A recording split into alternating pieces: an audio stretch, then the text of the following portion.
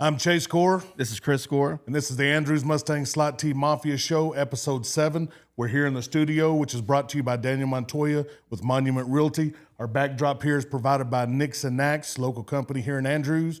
And to let you guys know, we are not affiliated with Andrews High School or Andrews Independent School District. And before we get started, folks, we'd like you to go on there, like our content, like it, share it, like our page. This is all for the kids. We try to get as much of this stuff out there and kind of tell their story. And also, big announcement, we will be live streaming the homecoming game this Friday night. Me and my co-host Chris Gore will be there live. We're going to bring you the action. That was a lot of fun Friday. Enjoyed it. A lot of fun. So we're going to go ahead and we're going to dive right into the next segment, which is going to be this last game. Was a recap of a Greenwood game. Andrews went down to Greenwood, defeated Greenwood 41-28. And Chris, go ahead and give me your thoughts on the game real quick. Well, kind of like what we talked about last week. The Mustangs came out and jumped on them early. I think it took Greenwood a couple of quarters to adjust to our quickness. I think we were up 21-0 at one point, and then 41-14 in the second quarter. Again, kind of similar to the Randall and Monahan's game. We came out, had the ball in the second half to start. We just had too many penalties. But again, with a young team, that's to be expected. We're hoping we put 2 quarters together this week because we got a good Seminole team coming to town. So Andrews improved to 2-1 with the win over Greenwood. I'm going to go over stats of the game real quick. So total yards in the game, Andrews had 494 yards. Wow. Greenwood had 405. Rushing yards, Andrews had 440, and Greenwood had 228. Passing yards, Andrews had 1 pass completion for 54 yards and a touchdown. Greenwood had 177 passing yards. Now, turnovers on the night, Greenwood had 5 turnovers. We didn't have any. Yeah, that was big. The defense, anytime you're playing a true spread team that throws the ball around, you're going to give up some yards. Shutouts in football, whether it's high school, college, or pros, are kind of a thing of the past. But whenever Greenwood would get down to the 20, the defense bowed up. I think we had 3 picks. What do we have? Yeah, we had 3 interceptions. 3 picks and a big fumble on that first drive on a big hit. So that was a big part of the game. Defense bent, but they didn't break. Came up with big plays at crucial times to seal the deal there in the second half. Go over some quick stats of the Greenwood game. Aiden Olivas had 13 carries for 148 yards, 2 touchdowns, 1 passing touchdown for 54 yards to Cade Adams.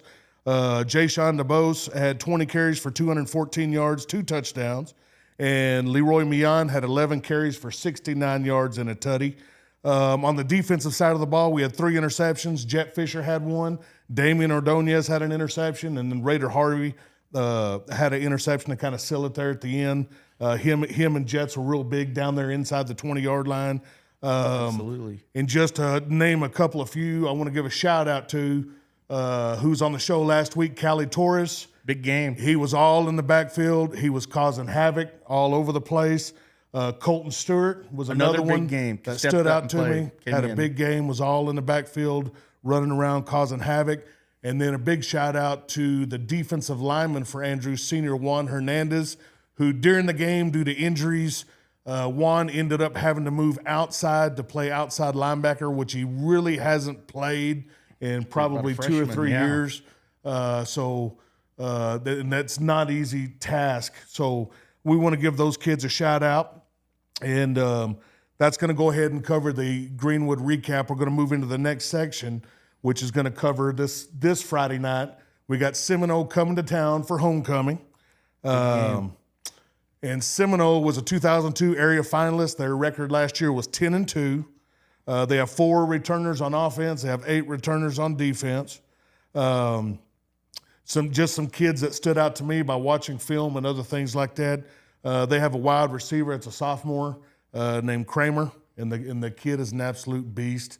It's a big kid, athletic, can run. Also, defensive lineman, which we faced last year and had some issues with, was Jalen Cottrell. Was another good defensive lineman. Another young receiver, Logan McCormick, and they have a big boy that back in 7th, 8th, 9th grade played some quarterbacking things, and kid's huge. And his name was Calvin Petty. And it looks like he's more I think they have kind of moved him around at receiver too. I think he's 6'3" to 6'5" somewhere in that range. Real long, rangy, big kid. And they had a quarterback, I believe, that moved in from Midland High. Yeah, transfer from Midland High. Yeah, no, Seminoles 3-0. You kind of question who they played. They beat a New Mexico team. I think they put like 75 on Lovington. I don't know if that's that's questionable. Beat a good shot. Well, Shallow Water's down this year, but Shallow Water's probably the best team they've played this year. Seminole beat them 35-30. So that's probably the best barometer you can kind of get where they're at just by comparing teams. And they beat Clint, El Paso, Mountain View last week. Pretty good, which we know that by them being in our district, Mountain View doesn't bring a lot to the table. Now, we kind of owned Seminole there for a few years, beat them really good. Last year, we were 3-0. That's the game we went up there, and they kind of surprised us. Of course, they went on, I think, to win 10 ball games, had a good year. They lost their quarterback from last year, but like Chase said, they've got some 8 defensive starters. They had a pretty good defense last year. Had the transfer, the kid from Midland High who moved in. They've got a couple good receivers. I don't think, I really like this matchup for Andrews simply for the fact that I really like our secondary and I like the way we get after the quarterback. Another thing, even, Shallow Water probably being the best team that Seminoles played, I don't think they've seen the type of speed they're going to see Friday night. Again, like we talked about with Monahans and Greenwood, very important. It took Greenwood about 2 quarters to adjust to our speed.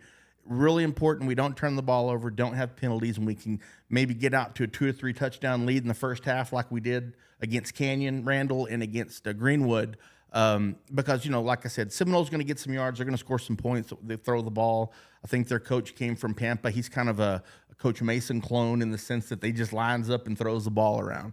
So they're going to get some yards, score some points. But if we can jump on them early, and it's another thing that's very important. The Randall and Greenwood game were very similar.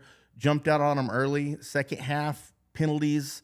We didn't have any turnovers against Greenwood Friday, but penalties really slowed us down in the second half. But like I said, on the offense, there's out of the 11 starters, there's 9 underclassmen, so that's to be expected. And you can kind of see it week to week, the execution with the slot T. I think Greenwood's coach made some interesting comments in the Midland paper this week after the game about how difficult it was to defend. But it'll be an exciting game. It's homecoming. The Mustang Bowl will be packed. Kids have a lot to play for. A lot of motivation after last year. And, being Seminole, kids know each other. You have, like Coach Harvey said, a lot of Andrews graduates living over there and a lot of Seminole graduates living over here. So, a similar community 28 miles down the road. So it'll be a good atmosphere for sure. Now, Chris hit on that. The all-time record between Andrews and Seminole this Friday night will be the 60th time Andrews and Seminole has played in the history. Andrews has beat Seminole 36 times. Seminole has beat Andrews 22 times. And there has been 23 times, and there's been 1 tie. So 36, that tie was in 1950. 36, 23, and 1 Andrews. Actually, I'm sorry, excuse me. It's Seminole 22, Andrews 36, and 1 tie. Got it, 36, 22, and 1. And, we didn't we started picking up play them the last 10, 15 years. I know back when we were in school, we didn't play them for a long time. They dropped down to 3A years ago, and we didn't really play them, but we've kind of rekindled that, so it's been fun. Well, just to let you guys know, me and Chris grew up here, played ball here in Andrews. Our father played sports here in high school, and even back in the early 60s, late 50s, Seminole and Andrews was a huge district, yeah. rivalry. And the first meeting between Andrews and Seminole was in 1937. Wow. And so that's kind of gives you an idea of the rivalry. This is a big one. Now we're going to go ahead and go into predictions. Chris, what's your prediction for the game? So I was close last week. I think I had 56-28. We were on track, but we kind of sputtered in the second half. I think it's going to be a similar game to what we saw with Randall and Greenwood. Seminole's going to move the ball. They're going to score some points. I think we jump on them early, get a 2 or 3 touchdown halftime lead. I'm going to say Andrews 47, Seminole 35. All right. I'm going to say this one is going to be a classic. I think it's going to go down to the wire. It's going to be haymakers, and I've got Andrews winning 38-35 on a. I'm going to go ahead and say it's going to come down to a field goal at the end. That's what I think is going to happen. We'll see. So we got our predictions there. Now, real quick, we're going to move into the 4A Division I, Region 1 poll. We do a top 10 poll here in Region 1 and 4A. And I'm sorry, Decatur's 0-3, but they're still the number 1 team. Yeah. Brownwood comes in at number 2. Lubbock Estacada moves up to number 3. Hereford 3-0. Surprise. They move up to number 4. The Herd. Canyon High School is sitting at number 5. R. Andrews Mustangs are sitting at number 6. Canyon Randall at number 7. Springtown Porcupines at number 8. Dumas at number 9. And Pampa coming in at number 10. Yep, that's still fluid. Like you said, Chase, Decatur's 0-3, but I think they've lost to Wichita Falls Rider, Anna, and Stephenville in a shootout. I think they had Stephenville something like 55-28 in the second half and ended up losing by 1 point. Yeah. So they're going to be there when the playoffs roll around. But again, the poll is fluid, guys. It'll shuffle as we move through the season. Now we're going to move into our pick'em section, which last week both of us went undefeated. It brings our record to 9-5. We're both tied at 9-5. We're going to go ahead and go through these this week. So game number 1, we have Lakeview at Lubbock High. What happened last week, the website that I use actually had the Lakeview and Lubbock High game. They had the wrong date on the game. So this week we got them right. So we went ahead and just tossed that one to the side. We're entering it back in now. Lakeview at Lubbock High. Yeah, so we saw Lubbock High. Had a couple of good athletes. Lakeview's, I think, has been taking it on the chin. I'm going to go Lubbock High by 14. I got Lubbock High by 7. And then next game, we have Estacado at Levelland. Well, Levelland's been struggling for a long time, I think since Nick Gerber left about 7 years ago. I'm going to say Estacada by 40 points. I got Estacada by 35. Brownwood at Glenrose. Well, I think Glenrose I know they had a really good year last year, made it to the semifinals. They knocked Monahans out in the Division II Region 1 final last year. They've struggled a little bit this year, lost a lot of players. I think they're 1-2. Brownwood's 3-0. I think their quarterback didn't play last week. I think he was hurt. I think I call Brownwood's quarterback is kind of what makes them go. If he plays, I would say Brownwood by 3 touchdowns. If he doesn't, Brownwood by 1. I got Brownwood by 14. All right, next game we have Sweetwater traveling to Big Spring. Yeah, Sweetwater. They've been down the last couple of years. I know they're 3-0. They beat a really good Idalou team, and then they've outscored Lakeview. And strangely enough, Pecos played with them this past week. But they're putting a lot of points on the board. Big Spring, we saw them play against Lubbock High.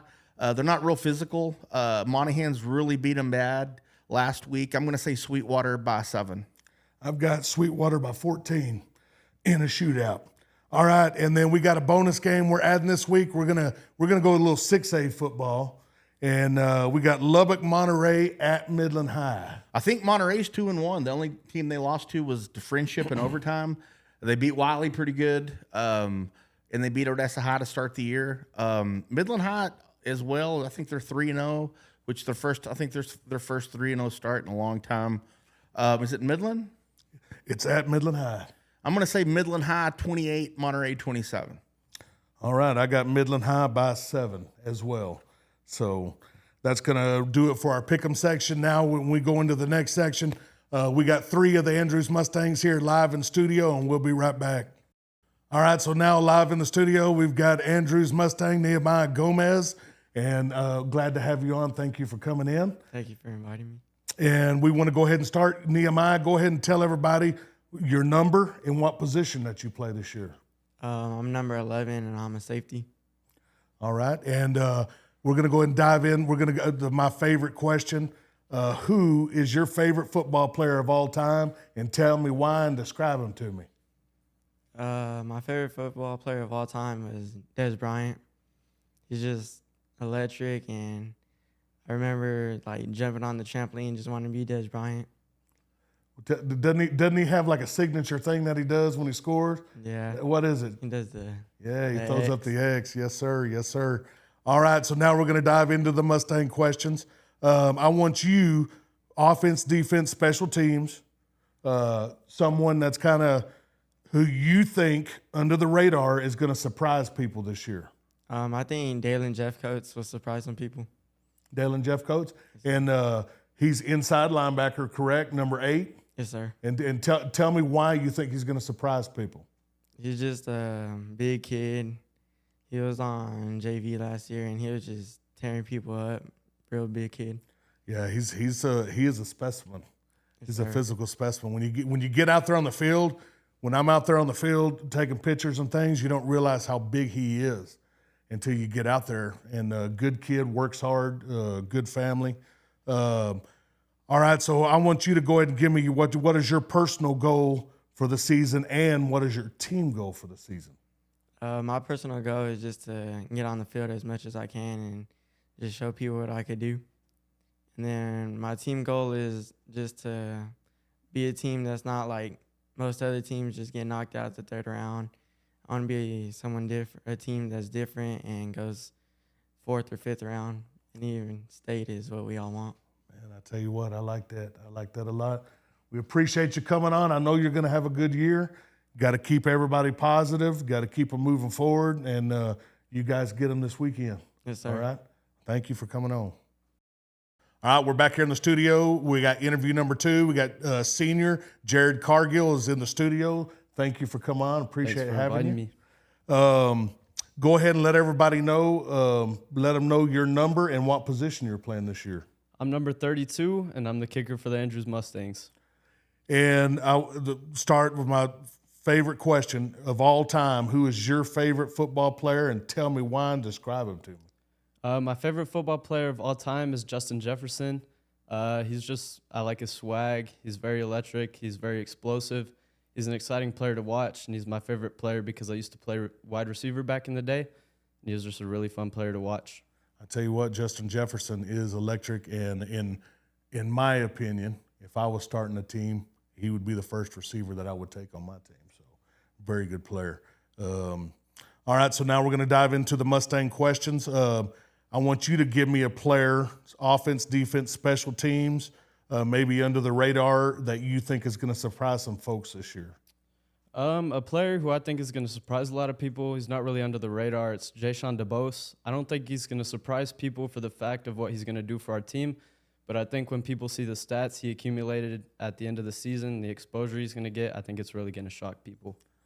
He is, I don't know, over 700 yards rushing for the year so far, and he, like when we were doing the live stream broadcast, my brother was saying every time he touches it, you kind of hold your breath because anything can happen. And it's been a long time in Andrews since a player like that has come through here. And And I think there's a lot of people that honestly before the year started didn't know a lot about him. So For sure. let's go ahead and jump into this next question. So tell me what your personal goal is for this year, and then what is your team goal? So my personal goal for the season is just to be there when the team needs me. You know, as the kicker, you're not always noticed, but when big moments come, you need to be noticed. So if it comes to a situation, I have to make a big extra point or a big game-winning field goal, I want to be there for my team to do that. My team goal for the season is to just get better each week, especially as we approach the playoffs, so we can hopefully get the playoff run we want and make it to state. Man, that sounds really good and really good. We want to thank Jared for coming on the show. Thank you very much. Appreciate it. Know you're going to have a good season. Good kid. Played with my son since y'all moved here, and can't say thank you enough for everything that you do. And this Friday night, homecoming, get them together. We need the W. We need to get on a roll here, and I know you'll do a good job and get them going, Bubba. Thank you. Appreciate it. All right, now we're interview number 3. We have live here in studio, Braden Williams, Andrews Mustang, tight end. And Braden, before we get started, go ahead and tell everybody what your number is and what position you play, and with being the swingman and tight end, kind of to let them know what the difference is. Okay, well, I'm number 18. I play tight end, and I'm a defensive end. The difference between a tight end and a swingman is the tight end's on the line. He's there if you need help on a 5 or a 9. I can get both of them. I can scoop or do what I need to do. The swingman's more out. and he goes more outside than he does inside, and he's available for safeties. And So basically, the tight end position is the man with muscle who does some of the dirty work, correct? yes, sir. And the swing man, it can be the guy that's kind of split out, but he can kind of catch more, maybe run little routes. Not saying that you can't, but you do a lot of the dirty work, don't you? Yes, sir. Yeah, I've been watching you. I'm liking what I'm seeing. Don't let the look fool you, people. And this is like Mr. Miyagi. This is Mr. Pancakey, and I've seen him on a lot of pancakes. Let's go ahead and dive right into it. I want you to tell me who is your favorite football player of all time. Tell me why. Describe him to me. Okay, well, I have three. Ed Reed, Brian Dawkins, and Ray Lewis. They're just monsters. If you watch the way they come out of the tunnel, I mean, Brian Dawkins, he used to climb out like a dog, come out and he's ready to go. He was just a beast. And Ray Lewis, he would get pumped and pump up his team. Ed Reed, they would just kill people. Like, they were ready for war, like, anytime. That's really why I like them. They brought a bunch of electricity and energy to their team, and they led them in a positive way. I'll tell you what, three of my all-time favorites and guys that we grew up with, and three Hall of Famers right there. Yes, sir. And they all could lay the wood, and not just athletic prowess, but they could lay the wood. So let's go ahead and dive into the Mustang questions. I want you to give me a player, offense, defense, special teams, someone that you think will surprise people this season. Well, Jet Fisher's up there. Yes, sir. He's a lot of people don't think he can get the job done coming into this year. They doubted us with our secondary and our defense because we have a lot of underclassmen. But to me, it doesn't matter the age or if Jet started last year. Jet is a hard worker. He's one of the hardest worker kids I know. He'll come in and he'll watch film on the team, and he knows what they're going to run. Like, he's very confident in what he's doing as a safety, and he's gotten big picks for us that helped us out of tight situations at times. Yeah, Jet's a good kid, hard worker, high football IQ, and the three games that we've watched this year, Jet comes out. You can tell he's very well prepared on those little screens and things that he already knows it's coming. You can tell by the way he reacts. Very good kid. Jet is one of the kids I got to coach, and I was very blessed to get to do so. Let's go ahead. I want this next question. Tell me what your personal goal is for this year, and then tell me what your team goal is. My personal goal is to just dominate everyone who's in front of me in a positive way and lead my team wherever they need me. My team goal is to just make it far. We need to come together as a team and realize that although we're young and everybody's doubting us, that we're going to come out and we're going to show you. We need to have that mentality instead of, well, we're going to beat them because of this. We need to be like, well, we need to show. Because right now these games are to prepare us for district and for playoffs, and we really need to get better right now. We need to stop worrying about the future and get better right now and worry about Seminole and beating Seminole on homecoming because that's a big game. Couldn't have said it better myself. And you took the words right from me. I think you're right. We've had games where we get a half and we look great. The next half we kind of a little bit, and we need to, and it'll happen. It's coming where we're going to get a 4-quarter game, and when that happens, it's going to be scary for everybody else. Yes, So, Braden, we appreciate you coming on. Know you're going to have a good season. You've been having a good season. Been watching you. Keep it up. Stay aggressive. Stay hungry. Play smart. And this Friday night, we need to get the W. Have the boys ready to rock and roll. Thank you for coming on, Bubba. Yes, sir. Thank you for having me. All right, this is going to conclude Andrew's Mustang Slot T Mafia Show, Episode 7. I want to thank my co-host, Chris Gore. Yes, sir. Also, none of this would be possible without Daniel Montoya with Monument Realty. And our backdrop here is brought to us by Nix and Nax. Everybody, just remember, we will be live streaming the game. Me and Chris Gore will be there live. Such a big response. Yeah, we got it. Had a great response. Spread the word. I'll try not to get so excited this time. Like it, share it. And this Friday night, homecoming, Andrews, Texas. Seminole Indians coming to town. It's going to be a war. Packed it's going to be house, a baby. battle. It's going to be a packed house. We need everybody out that can come. And always remember, folks, it's a great day to be a Mustang.